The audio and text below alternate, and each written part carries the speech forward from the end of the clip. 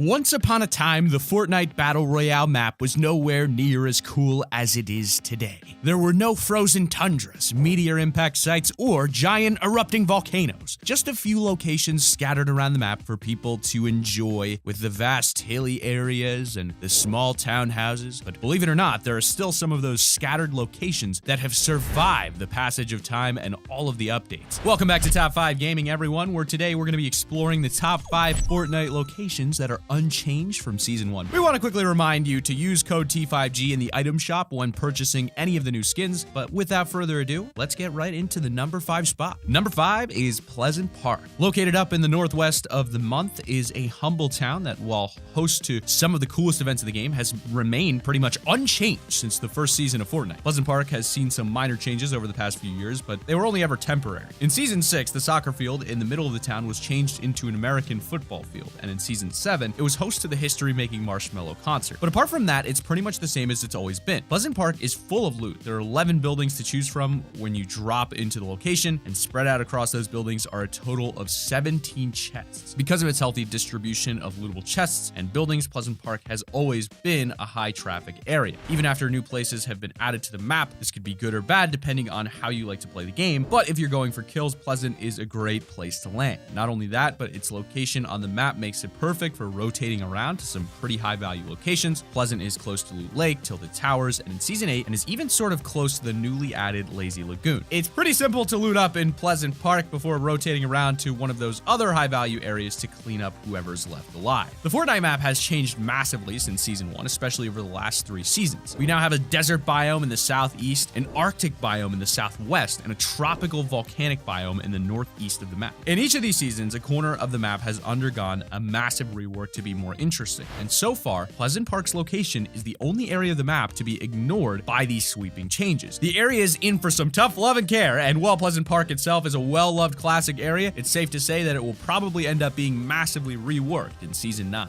And in at number 4, we've got Salty Springs. Salty Springs didn't actually receive its name until the second season of Fortnite got underway, but it's been around since the very beginning. Located near the middle of the map, just a little south of Dusty Divot, Salty Springs is yet another residential area on the Fortnite map. It's much smaller than an area like Pleasant Park, but because of its central location, it always gets a lot of traffic. There haven't really been any changes in this location other than the secret bunker that was added under the blue house as part of Season 4, but during the Christmas event in Season 7, the area also got a festive makeover, featuring a whole bunch of Christmas decorations. Salty Springs has a total of 12 chests from people to loot from, which is a pretty small number when you consider how many people always drop there. Being located right in the middle of Fortnite Battle Royale means that there are plenty of rotation routes for people to take after looting, and it's very easy to get to and from the battle bus almost regardless of where it flies. That means that Salty is always going to be packed, and if you're up for a fight, then landing there is a great idea, but finding loot is always going to be a coin toss, so you might want to give this location a miss if you aren't very good at dropping. While Salty Springs is one of the most popular drop locations on the map, it's also probably one of the most overrated locations on the map. With only 12 chests and 6 buildings, there just isn't enough loot to go around for the amount of people that always drop there, meaning fights in this area are usually a little bit more random than in other areas of the map. It's basically a coin flip. When Epic put the bunker under the blue house, it seemed like at the time they may have had a plan to upgrade the area further, but then they didn't. Salty needs a bit of rework, just because of how little loot there actually is there. A location that's nearly in the center of the map should have way more chests than Salty does. But in number 3, we've got Lonely Lodge. The name Lonely Lodge fits the area pretty well. Way out on the eastern edge of the Fortnite Battle Royale island, Lonely Lodge is probably one of the least popular locations for people to drop. Lonely Lodge is one of the biggest areas in the map, sprawling out across 4 different squares on the map grid. It has one big building and multiple smaller ones, is surrounded by trees, and features a big tower for long-range vision. If this area was anywhere else on the map, it would probably end up being pretty popular, but because it's way out on the edge in an area where you can only make 3 different rotations, most people look over the area as somewhere that should never be visited. When it comes to loot, Lonely Lodge is actually a pretty average location. It has a total of 14 chests spread out across the area, though when you consider how big that area actually is, you start to realize that it isn't really that impressive. Lonely Lodge is the sort of location that you would drop to if you really wanted to gear up before taking on any other players, and you know it's going to be quiet unless there's a challenge that requires people to land there, so you're pretty much guaranteed to have almost all chests and trees for yourself. It's still kind of a risky drop though, because if the storm closes in on the opposite side of the map, you're going to have a long way to travel through plenty of dangerous areas, but Lonely Lodge is one of those locations that actually has has a fair amount of potential, and while it may be on the far side of the map, it's a big enough area that if the right changes are made, it could end up being extremely popular. Unlike some of the smaller locations in the game, Epic would have a lot of ground to work with if they chose to update Lonely Lodge, which could lead to some pretty interesting gameplay. And unfortunately, the area right next to Lonely Lodge, which is now a giant volcano, only just got updated. The chances of Epic returning to this area with another major rework so soon isn't very likely. But in at number 2, we've got Retail Row. Epic Games really seem to enjoy keeping their Season 1 urban areas the same, and Retail Row is no exception to that. Located in the east of the Battle Royale map, this residential area is one of the biggest areas in the game. There are plenty of houses and stores to explore, and the area is so close to the middle of the map that it also has some of the most rotations in the entirety of the game. This does mean that Retail Row is often one of the busiest locations in the game, so you should probably only ever drop there if you're looking for a fight. With a total of 20 chests spread across Retail Row, way above average, there's usually enough loot to be spread across the large numbers of people that drop there. This means that you're almost always guaranteed a weapon if you drop retail, but so is everyone else, which can complicate your early game quite a bit if you aren't prepared. The only changes Retail Row has seen since it was added in Season 1 are cosmetic alterations. Sometimes the shops put up different decorations depending on the seasonal event at the time, and in Season 7, a new Pete's Pizza replaced a small playground. Seems like Epic are content to leave retail the way it is, save for some small additions every now and then, and to be honest, that's probably a good thing. I mean, sure, retail may not be quite as popular as somewhere like Tilted Towers, but it's popular enough that Epic probably doesn't see it as a priority right now and see it as a location that could bother a lot of people if they decided to remove it or change it too much. In at number 1, we've got Fatal Fields. Fatal Fields is another really large part of the map that was added back in the first season of the game. It was almost like Epic Games knew that they didn't have enough areas to fill up the map at the time, so they made huge locations like Lonely Lodge and Fatal Fields to take up as much space as possible. With its 3 farmland fields, multiple stables, and a big farmyard house, you would think that this expansive location would be pretty popular, but really, it's pretty overlooked. The area is far south, but not south enough to be completely useless. It has some rotation opportunities, but not enough for it to be incredible. The area is really average, and that's heavily reflected by the amount of people that choose to go there. But if you decide to drop in Fatal Fields, you may end up getting lucky because there's a fair amount of loot to be found. The number of chests in the area is actually slightly above average, coming in at 17 total. Considering how overlooked the area tends to be, that will end up being more than enough to kit out your whole squad. It's pretty much a coin flip whether anyone else will land there. Basically, you never really know what you're going to end up with if you drop down into Fatal Fields. But honestly, I think it would be a shame if they ended up getting rid of Fatal Fields for something different. Once upon a time, there were 2 farms on the Fortnite map, Fatal Fields and Anarchy Acres. Only eventually, Anarchy Acres was replaced by the Lazy Links Golf Course, which was replaced again in Season 8 by the Lazy Lagoon. While Fatal Fields may be the most average location on the map, it also managed to survive pretty much unchanged. And the changes it did see were cool and seasonal. I mean, who could forget using the court as a sneaky way to escape engagements during the Halloween season? Fortnite kind of needs some average areas to drop, and Fatal Fields fills that role perfectly. But that has been our list of the top 5 Fortnite locations unchanged since Season 1. Drop a like on the video if you've enjoyed, subscribe to the channel if you're new, push notifications on, be sure to use code T5G in the item shop if you're purchasing a new skin. Other than that, we hope you have a wonderful day and keep it here on Top 5 Gaming.